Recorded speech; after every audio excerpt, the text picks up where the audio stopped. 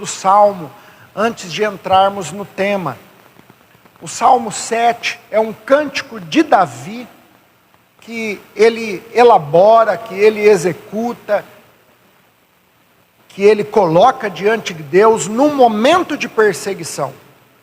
No momento em que ele está sendo perseguido, e fica muito claro no texto que é no momento onde ele está sendo também caluniado. Então, o que está por detrás? Qual é o pano de fundo desse salmo? Um momento de calúnia e perseguição. Esse é o contexto aqui do Salmo 7. Eu quero fazer uma breve ilustração aqui, para que você se encaixe dentro da introdução que eu quero trazer.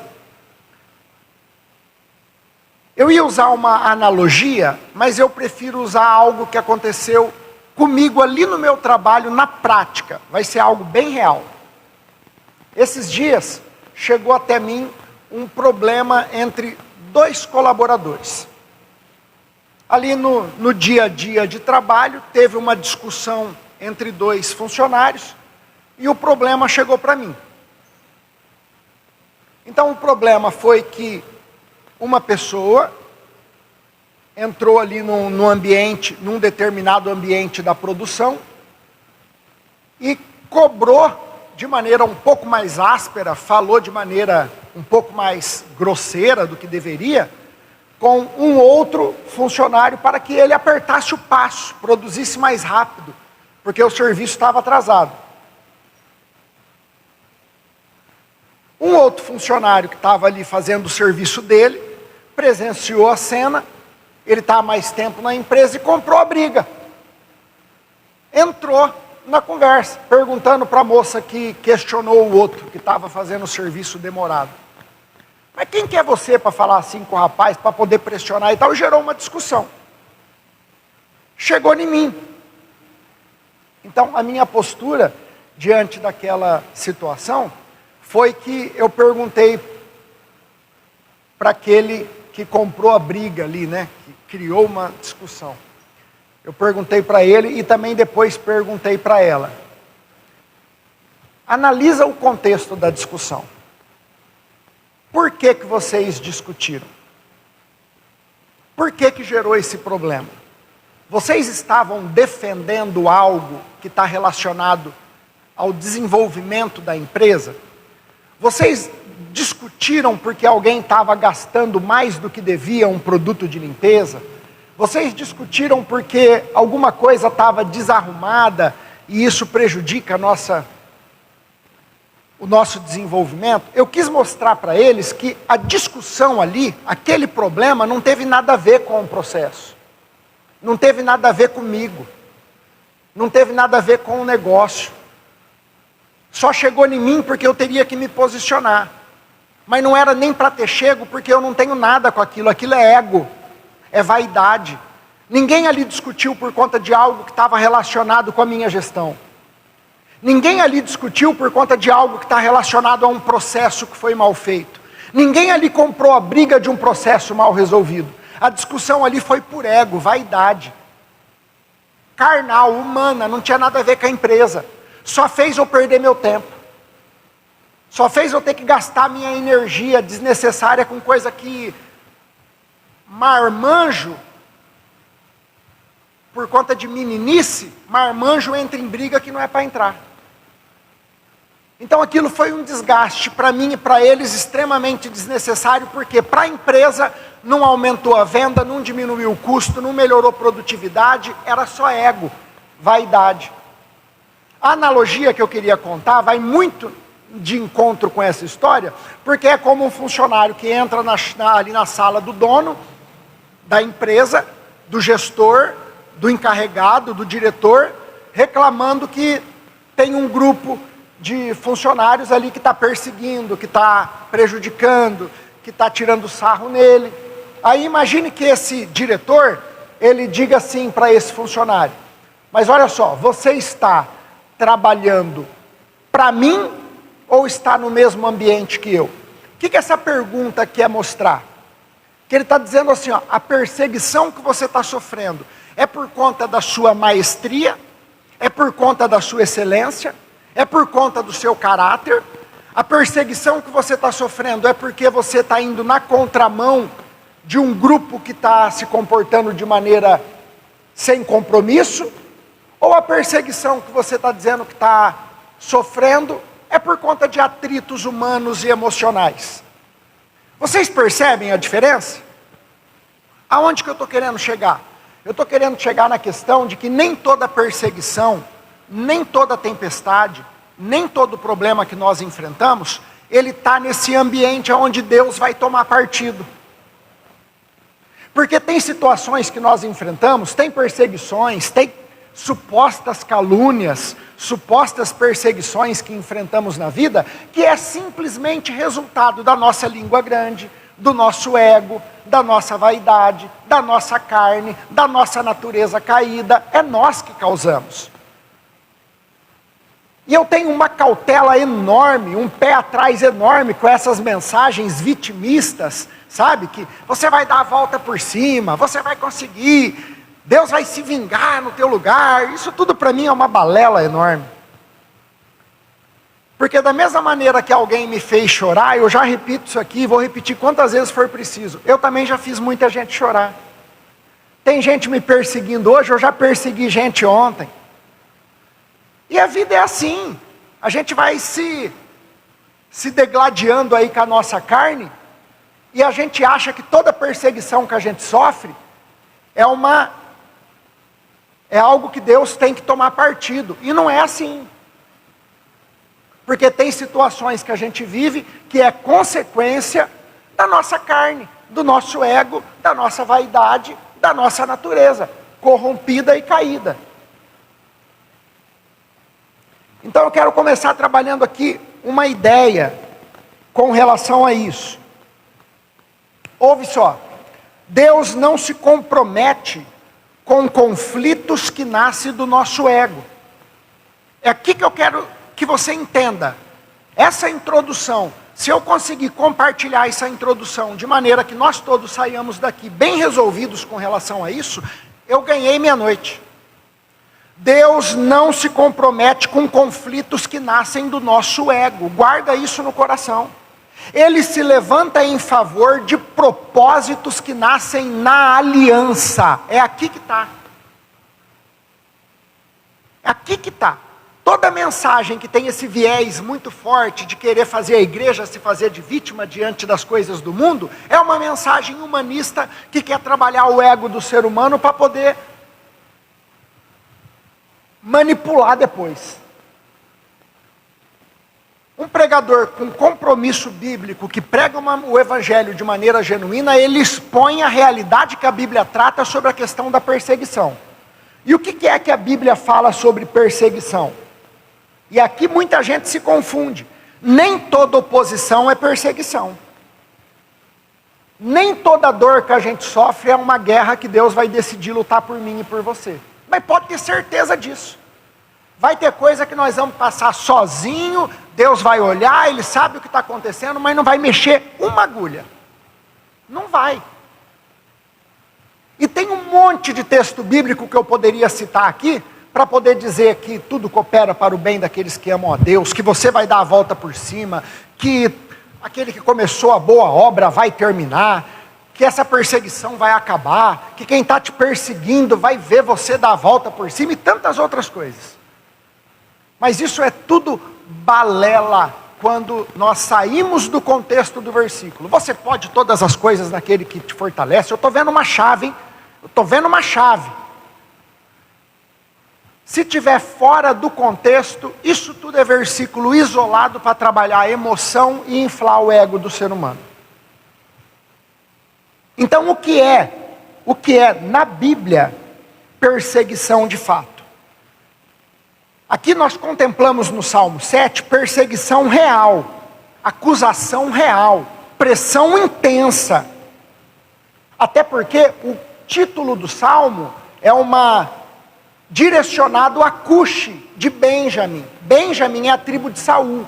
Então todos os históricos relatam, afirmam, mesmo que de maneira subjetiva, porque não tem como afirmar peripitoriamente, mas tudo indica que Davi fez esse salmo no momento de perseguição, quando ele está fugindo de Saul.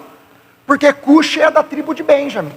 Então essa conexão é muito, muito sensata. Tem um bom senso enorme aqui nessa afirmativa de contexto. O que é perseguição genuína, bíblica? O que Deus considera como perseguição? Eu quero primeiro colocar um ponto aqui. Davi tinha sido ungido, sim ou não? Sim.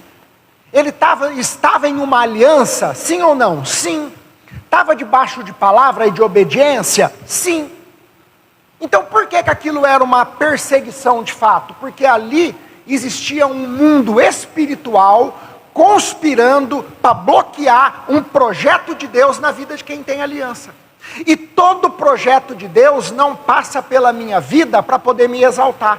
Todo projeto de Deus passa por mim através de uma aliança, debaixo de uma palavra, para glorificá-lo. E para que o propósito dele se cumpra. Ele nos dá a graça e a oportunidade de fazermos parte. Mas Deus não faz nada na vida do Roger para exaltar o Roger.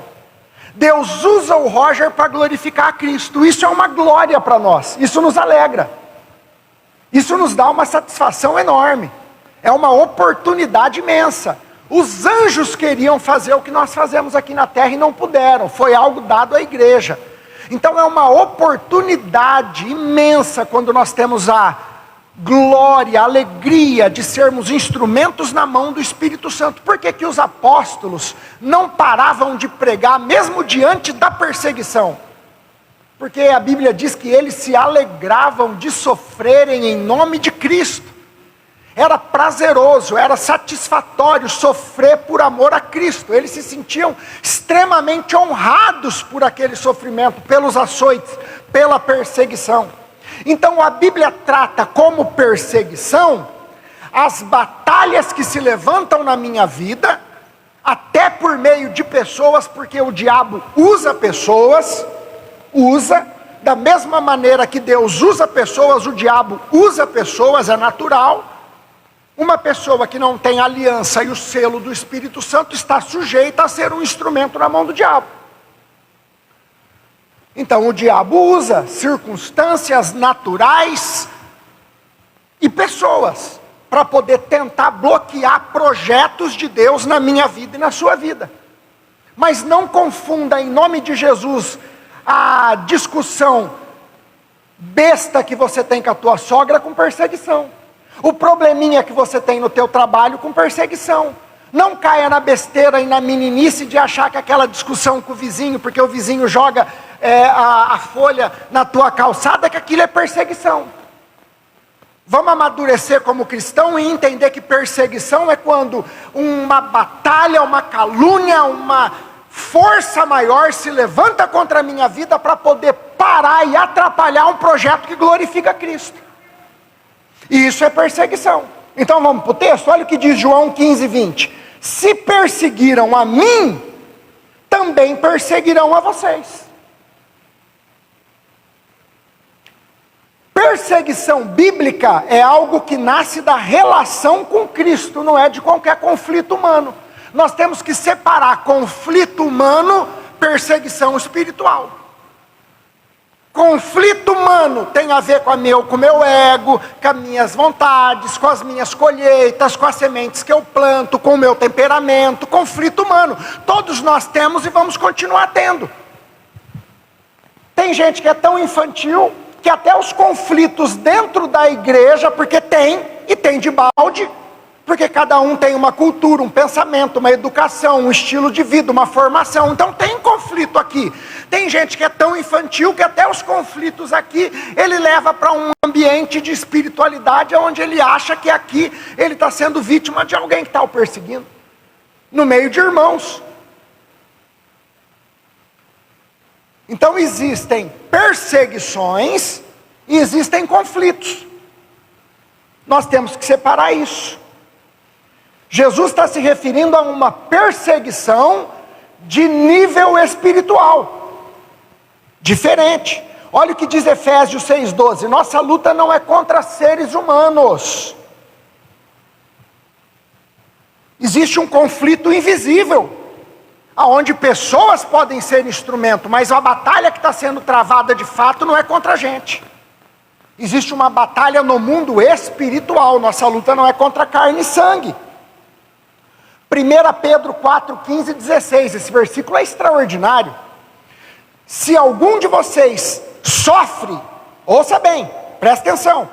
Se algum de vocês sofre, que não seja esse sofrimento como assassino, ladrão, criminoso, ou como quem se intromete em negócio dos outros. Já viu o que o Provérbios fala? Corrigir um tolo é como pegar um cachorro pela orelha. Ajunta um Rottweiler na orelha para você ver o resultado. Sai na rua e agarra qualquer cachorro que você estiver vendo pela orelha para você ver a festa que vai virar. Corrigir um tolo é a mesma coisa. E aqui, Pedro está dizendo o seguinte: olha, se vocês sofrerem, que vocês não sofram porque roubou, que vocês não sofram porque assassinou, que vocês não sofram porque mentiu, que vocês não sofram porque quiseram entrar na briga dos outros, se meter na vida dos outros, que o sofrimento de vocês, que o sofrimento de vocês, se sofrer como cristão, não se envergonhe, que o sofrimento de vocês seja pelo fato de serem cristãos. É isso que Pedro está dizendo aqui. Se vocês sofrerem, se vocês forem perseguidos, não seja por mau comportamento, não seja por falta de caráter, seja pelo fato de serem cristãos. Em outras palavras, obrigado, abençoada.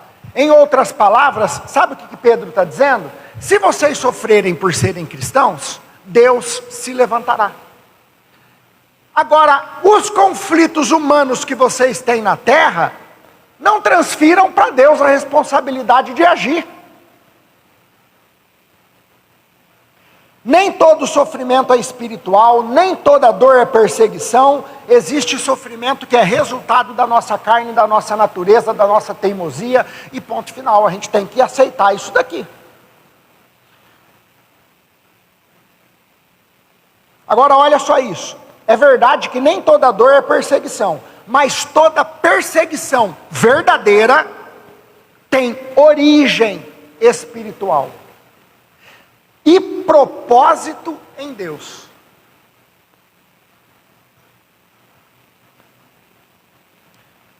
Qual é a ideia que eu quero trazer? É que quando um homem está aliançado com Deus, quando nós, cristãos, temos aliança com Deus, estamos vivendo em obediência, comprometidos com um propósito, aí sim eu posso interpretar algumas circunstâncias na minha vida como perseguição real. Amém? Estão comigo? Estão entendendo a ideia, o raciocínio que eu estou querendo trazer? Eu estou aliançado com Cristo, confessei meus pecados, entreguei minha vida a Jesus, meu nome foi escrito no livro da vida, fui selado pelo Espírito, recebi selo e penhor do Espírito. Isso acontece no momento da conversão, não é algo futuro. Todo aquele que confessa os seus pecados, entrega a tua vida a Cristo, está aliançado com Cristo, ele é selado pelo Espírito. Fui batizado em nome do Pai, do Filho, do Espírito Santo. Congrego e busco na palavra uma vida cheia do Espírito Santo. Inevitavelmente, para mim, haverá algumas perseguições em que eu poderei, com certeza, levar diante de Deus, porque Deus tem compromisso com os seus aliançados. É muito importante que nós tenhamos essa ideia e essa maturidade. Agora a mensagem, é aqui que eu quero chegar na mensagem, no Salmo 7. Como que um cristão cheio do Espírito Santo, que tem aliança e está vivendo na palavra, reage diante de uma perseguição de âmbito espiritual? Como que nós reagimos diante de uma perseguição verdadeira? Porque existe, eu não estou querendo excluir a perseguição, de maneira nenhuma. Eu só estou mostrando que nós não somos vítimas. Nós somos seres humanos que ferimos e somos feridos. Temos os nossos conflitos, os nossos embates, e não é tudo que é motivo para mimimi. E uma vez que eu e você, cristãos, cheios do Espírito Santo, aliançados e estruturados na palavra, estamos diante de fato de uma perseguição genuína, o que fazer? Como se comportar? Quando a perseguição é real, a resposta não pode ser emocional, tem que ser espiritual. O que fazer? Olha o que diz o Salmo 7, vamos para o Salmo 7 agora? Primeira atitude de Davi no Salmo 7.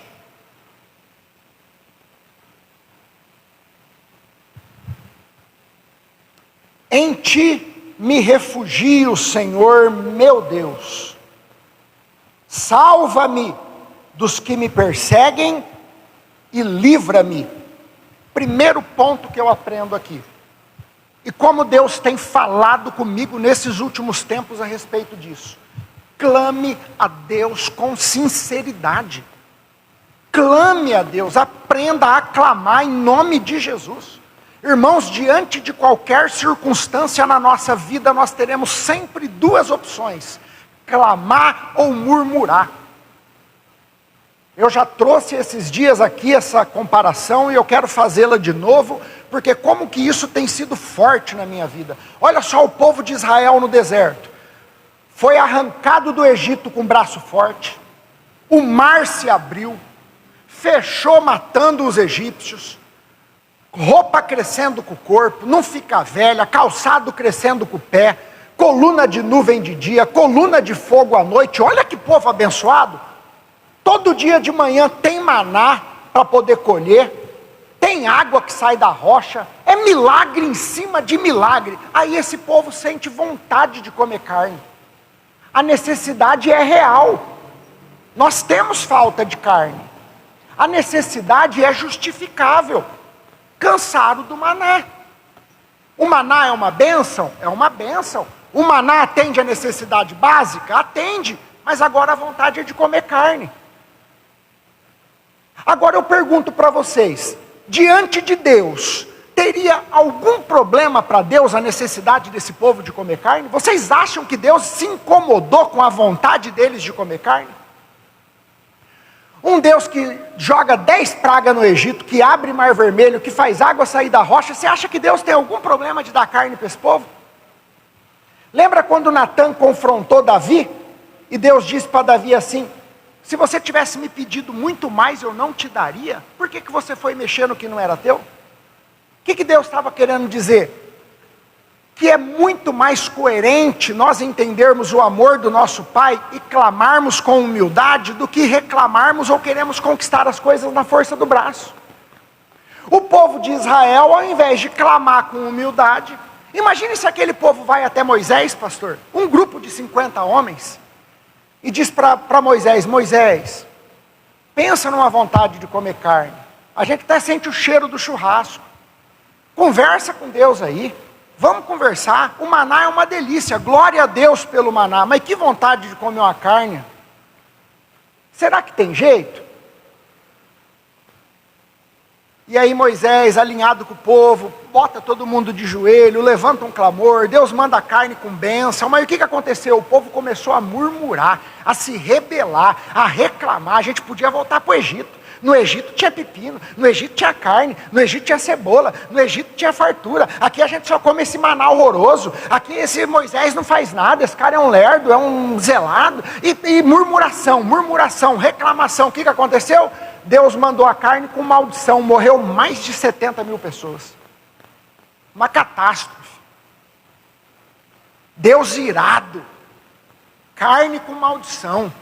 Por quê? Escolheram murmurar. A palavra que eu tenho para você é: em nome de Jesus, clame. Clame com humildade. Clame com confiança, mas clame a Deus. Por que nós vamos murmurar se a gente pode agradecer pelo que já tem e clamar pelo que está faltando? Apenas clame. Clame o favor do Senhor, peça a Deus com humildade. Se prostra diante dele e clame: papai, em nome de Jesus, me acode aqui. me socorre aqui, o Senhor tem sido bom comigo, tudo que eu tenho, o Senhor que me deu, o Senhor que está me sustentando, o Senhor que me mantém de pé, em nome de Jesus, para de reclamar, para de falar que está doendo, para de falar que está sem dinheiro, para de falar que a vida está ruim, para de falar e de se comparar com a vida do outro. A vida do outro é sempre melhor que a tua, a empresa do outro é melhor que a tua, a igreja do outro é melhor que a tua, o vizinho tem um carro melhor que o teu. Percebeu que nada que é teu presta? Nada que é teu funciona, nada que é teu é bom? É por conta de Deus ou é por conta da tua língua? Em nome de Jesus, para de murmurar, agradeça e clame. Se é para abrir a tua boca, clame. Clame a intervenção do Deus misericordioso que já te sustentou até aqui. Oh meu Deus, se Ele já nos sustentou até aqui, por que que Ele não vai continuar fazendo? É isso que Deus tem tratado no meu coração com relação ao clamor. Mas nós temos uma tendência muito forte a murmurar, a reclamar, a apontar, a se rebelar. É do ser humano. Mas é possível mudar. É possível olhar o que Deus está fazendo de bom. Não se engane, nós somos testados diariamente nessa área. Afinal de contas, qual foi a batalha travada no céu entre Deus e o diabo com relação a Jó? Murmuração, rebeldia, blasfemação, era o que Jó ia falar. Então vamos ver, deixa eu tocar nele para ver se ele não vai te amaldiçoar, se ele não vai murmurar. Porque Deus não suporta murmuração. Então vamos abrir a boca para duas coisas, agradecer e clamar, em nome de Jesus. Salmo 50:15, invoca-me no dia da angústia, e eu te livrarei, e tu me glorificarás. Deus não manda esconder a angústia, reparou? Deus não manda a gente camuflar. Ele aceita a manifestação da nossa dor, mas Ele quer ver isso em formato de clamor, e não de murmuração.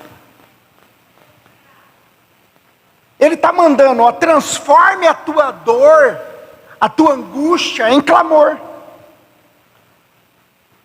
Livramento verdadeiro, ele sempre vai culminar na glória de Deus.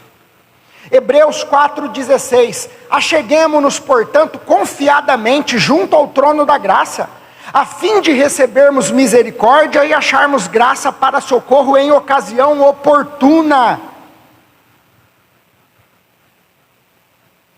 Vamos nos aproximar em clamor humilde diante de Deus. Irmão, eu tenho clamado, mas não está funcionando. Na verdade, eu tenho clamado há anos. Qual a motivação do teu clamor? Irmãos, eu não subo aqui para falar o que eu penso. Eu não tenho autonomia, direito nenhum para falar o que eu penso. Se é para eu começar a subir aqui para falar o que eu penso, que Deus me tire, que Deus me arranque.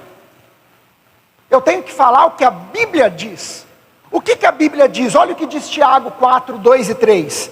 Cobiçais e nada tendes. Matais, invejais e não podeis obter. Vivem a lutar e a fazer guerra. Nada tem, porque não pede. Pede, mas não recebe. Porque pede mal, para esbanjar nos seus prazeres carnais. Então tem gente que de fato pede uma vida inteira, mas não recebe porque Deus não ouve. E nem recebe porque Deus não é bom. Não recebe porque a motivação do coração é perversa. E a gente não engana Deus. Deus sabe para que eu quero melhorar minhas condições. Deus sabe lá no fundo por que eu quero trocar meu carro. Deus sabe por que eu quero ser promovido no trabalho. Deus sabe para que eu quero perder peso. Deus sabe por que eu estou fazendo, é a motivação do coração. Esses dias eu vi no YouTube um vídeo do pastor J.B. Carvalho, recebendo na igreja dele, lá de Brasília, um mundo de igreja, um absurdo de igreja, uma igreja extremamente próspera no Brasil, poderosa, me fugiu o nome da igreja agora.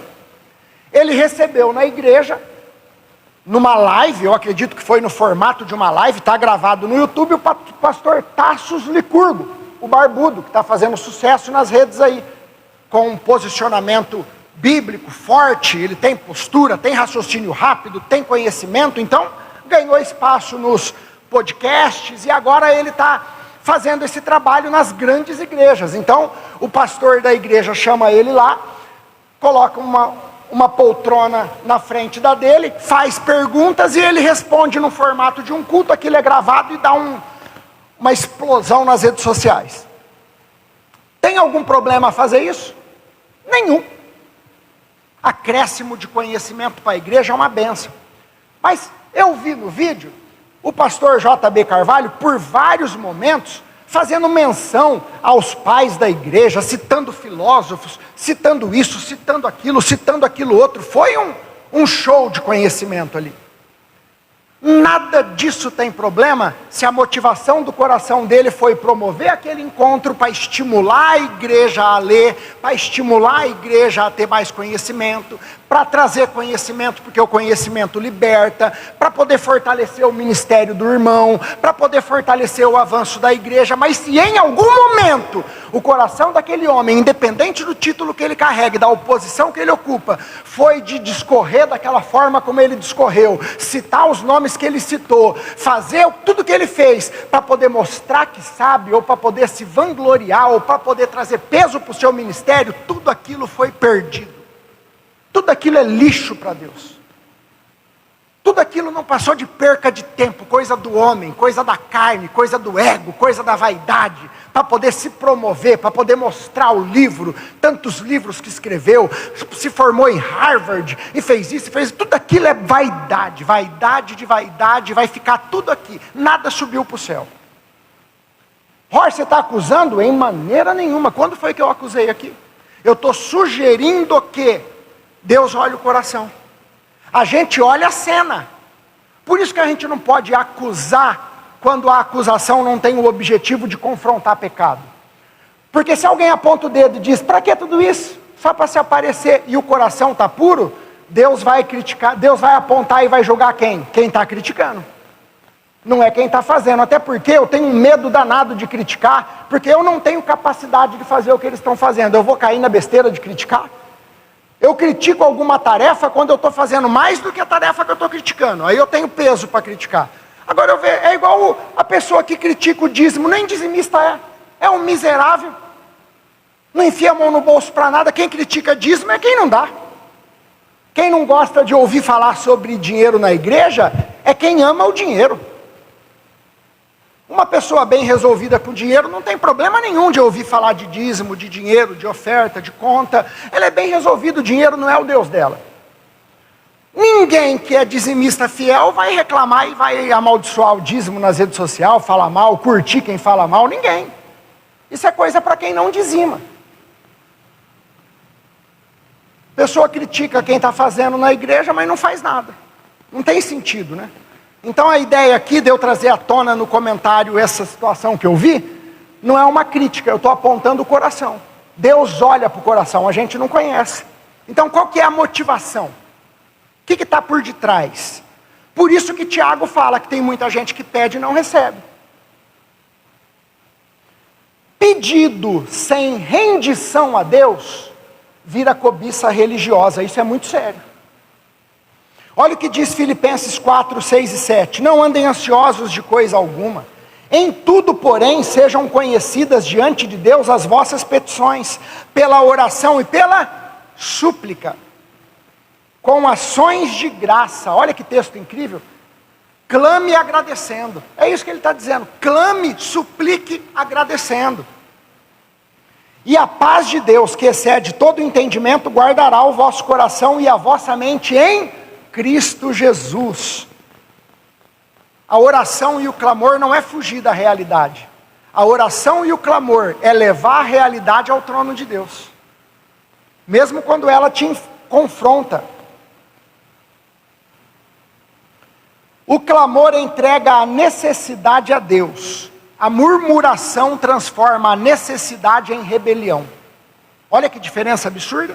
Quando eu clamo com humildade diante do meu Pai, eu estou levando a minha necessidade a Deus.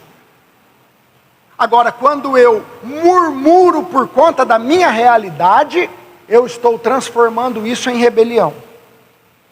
A mesma necessidade que pode me levar ao altar, irmãos, ouça isso e guarde no teu coração. A mesma falta, a mesma necessidade, a mesma carne que pode me levar e te levar para o altar, é a mesma necessidade que pode levar a gente para a murmuração e para a rebeldia. Davi não começa tentando se defender, ele começa clamando. Essa que é a ideia.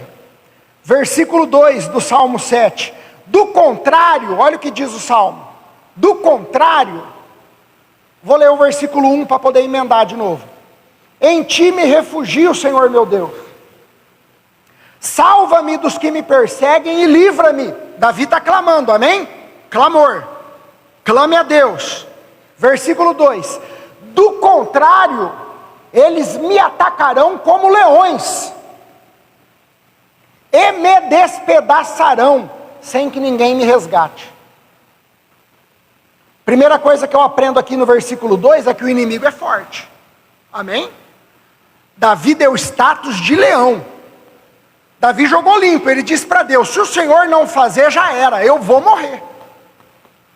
Se o Senhor não intervir, a funda não vai resolver, a pedra muito menos, o grupo que está comigo muito menos, Samuel muito menos, não tem ninguém que possa fazer nada se o Senhor não fazer.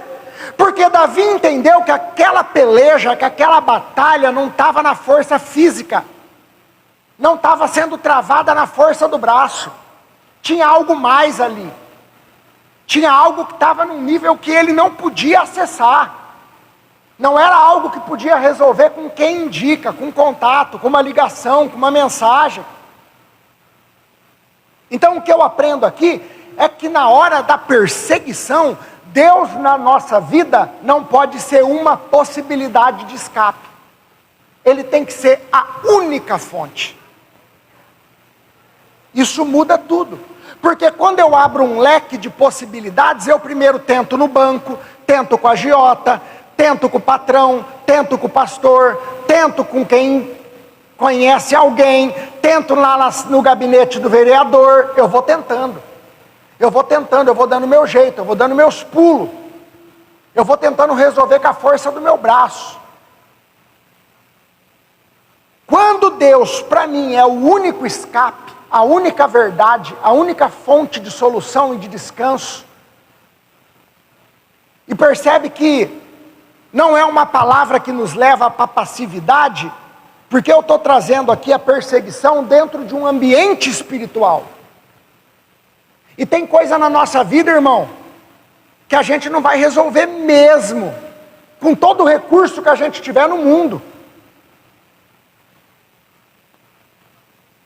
Ou a gente aprende a clamar e a transferir para Deus toda a expectativa, ou a gente vai ficar dando cabeçada. Existem pressões que são reais. A fé verdadeira tem que aprender a abandonar as alternativas e se firmar numa única certeza. Que certeza é essa? Deus é minha única solução. Deus é a única verdade. Deus é o único escape. Deus é a minha fortaleza. Era isso que Davi estava dizendo aqui. Se o Senhor não intervir, como leões eles vão me despedaçar. Eu não tenho chance nenhuma, eu não vou tentar em outro lugar. Eu não tenho plano B. O Senhor é o meu Deus, o Senhor é quem me sustenta, e se eu tiver que morrer, é porque o Senhor aceitou e decidiu que vai ser assim, porque o Senhor é soberano e tem a última palavra na minha vida. Minha confiança está em Ti. Um exemplo clássico é a história de Josafá, pastor. Diante de um inimigo poderoso, não tinha o que fazer. O que Josafá faz? Nada. Eu não tenho plano B. Eu não tenho o que fazer. Eu não vou ligar para o faraó. Eu não vou mandar uma mensagem para o Bush. Eu não vou mandar uma mensagem para o Lula. Não tem o que fazer. A minha questão aqui é eu, Deus. Deus está querendo trabalhar na minha vida aqui, o nome dele vai ser glorificado aqui, eu só tenho uma saída aqui e é confiar. É esperar. A Bíblia diz que Deus lutou a batalha de Josafá. Os anjos venceram a batalha. Quando Davi compara os inimigos a leões, ele está deixando bem claro que não é um problema pequeno, não é uma situação que dá para controlar, é incontrolável, não está no campo do controle humano. Não existe saída para o homem. Ele está dizendo isso aqui abertamente, quando ele compara os inimigos ao leão. Então esse cenário me dá que direcionamento? Confiança total em quem está acima de mim. Transferir para Deus com total confiança o suporte, o alívio, a força e a libertação. Eu não vou me desesperar tentando dar meu jeito, tentando dar meu pulo.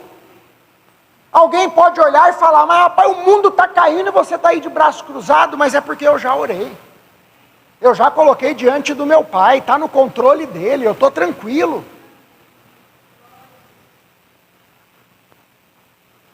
Salmo 20, verso 7. Uns confiam em carros, outros em cavalos.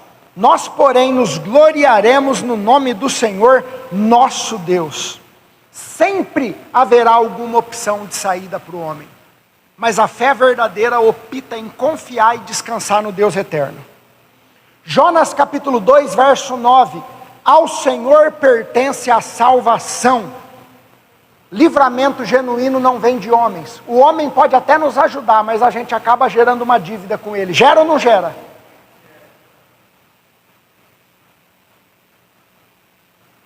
Enquanto houver alternativa sendo considerada, a tua fé não é plena.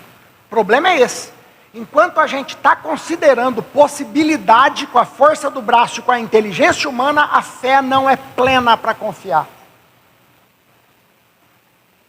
Ou Deus é o nosso único escape, ou Ele ainda não é a nossa confiança de fato. Agora eu quero ler com você a partir do verso 3, eu vou ler até o verso 6, olha o que diz o Salmo 7. Agora entra o ponto-chave, aqui é o ápice do texto. Ó Senhor meu Deus, olha o que Davi diz para Deus. Ó Senhor meu Deus, depois de clamar e de considerá-lo como única fonte de saída, aí Davi traz algo aqui que é pérola, que é ouro.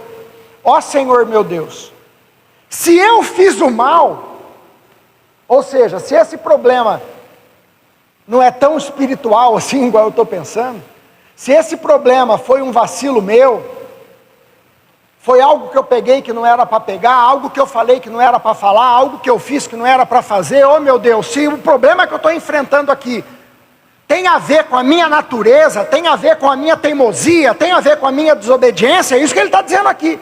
Se eu fiz o mal, se eu cometi alguma injustiça, se traí um amigo ou saqueei um adversário sem razão, que meus inimigos me persigam e me capturem.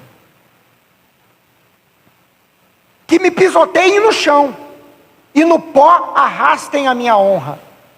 Levanta-te, Senhor, em tua ira, ergue-te contra a fúria dos meus inimigos, desperta, meu Deus, e faz justiça. Aí eu perguntei para mim mesmo, será que diante das perseguições que eu enfrento na minha vida, eu posso fazer essa análise genuína e verdadeira do meu comportamento e pedir a Deus que faça justiça? Nós podemos fazer uma ponte aqui com a palavra de Paulo com relação à ceia. Examine-se o homem a si mesmo. Faça uma análise de você. Analise se você é uma pessoa fácil. Analise.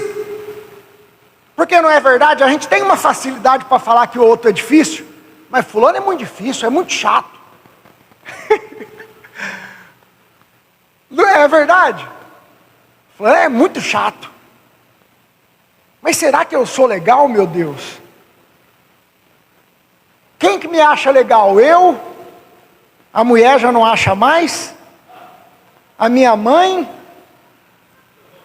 Que não convive mais comigo, porque acho que se eu voltar a morar com a minha mãe, ela já vai mudar de ideia também.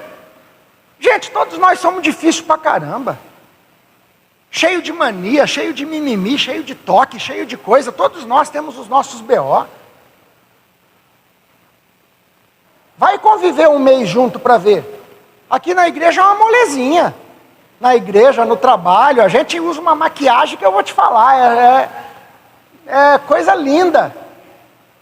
Mas em casa, no dia a dia, ali na hora de quem está com a razão, ali é que o bicho pega.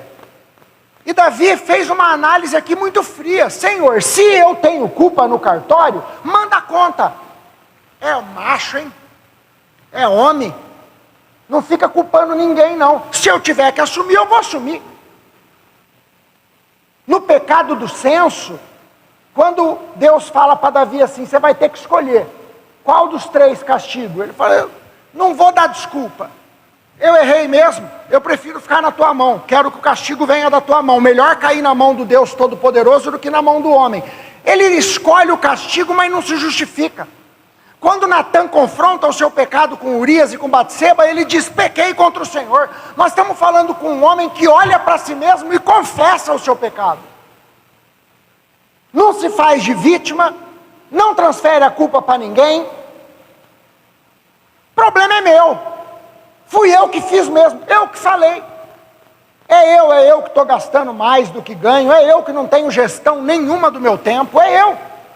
É eu que estou passando muito mais tempo assistindo novela do que lendo a Bíblia, sou eu. O problema é meu, não tenho que culpar ninguém aqui, não é a igreja, não é o pastor, não é meu pai, não é minha mãe, é porque meu pai nunca disse que me ama, mas está cheio de trecho na Bíblia falando que Deus te ama tanto que deu Jesus por você. Aí a gente passa uma vida valorizando a falta de um abraço do pai na infância e rejeitando o amor escancarado de Cristo na cruz por nós. Ah, mas é fácil falar. Não, eu sei que é difícil viver. Eu também tenho meus BO. Todo mundo tem. A questão é se fechar nesse mundo de vitimismo e não viver uma vida exponencial onde eu arregaço o peito para fora, arregaço as mangas, estufo o peito e assumo o compromisso de resolver os meus BO. Se eu tenho problema aqui, Deus, trata comigo, joga em mim, me ajuda, me dá força para me manter de pé, porque eu não vou conseguir se o Senhor não me sustentar. E vamos junto, vamos para cima. Me dá graça para concluir o teu projeto. Porque se Davi não tem essa postura, ele está comprometendo toda uma logística do reino.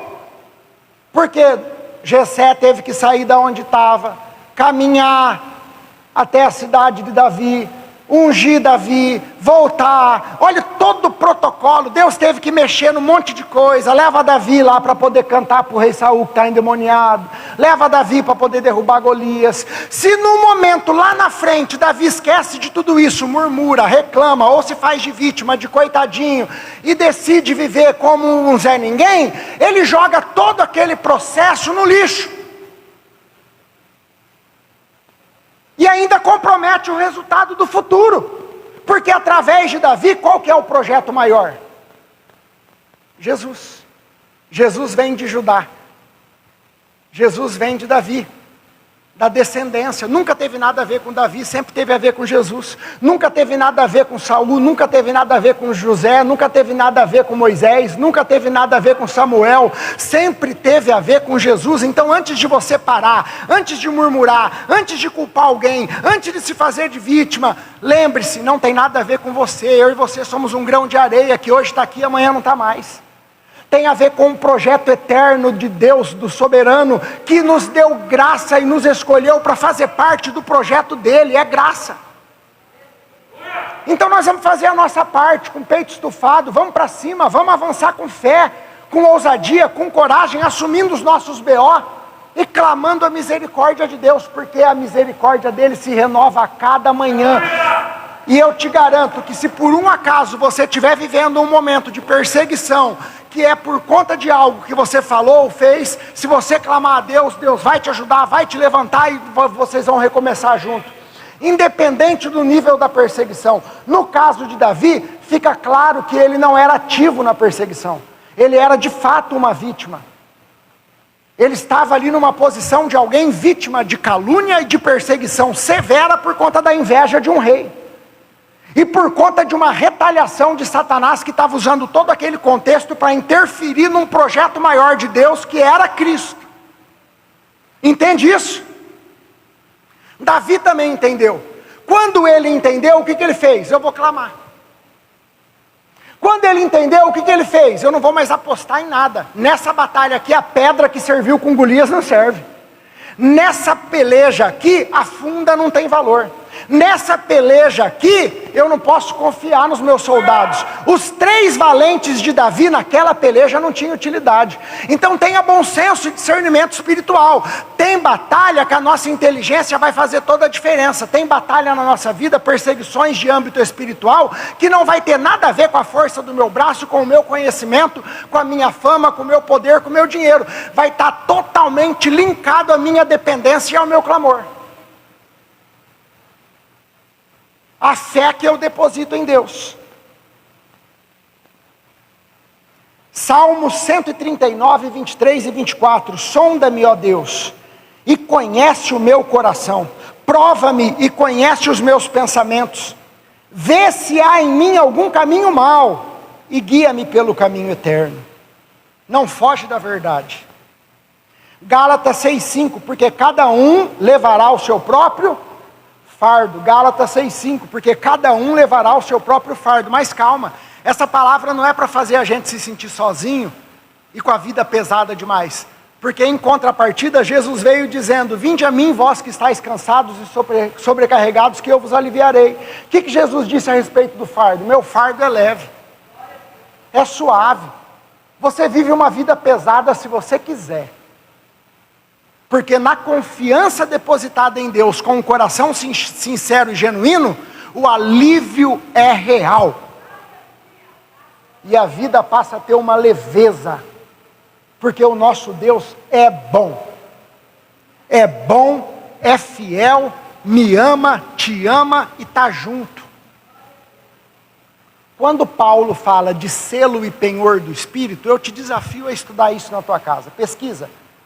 Selo, ele usa a palavra selo porque existia o selo romano. Quando algo era selado, estava falando de identidade, autenticidade, não podia tocar, tinha um dono.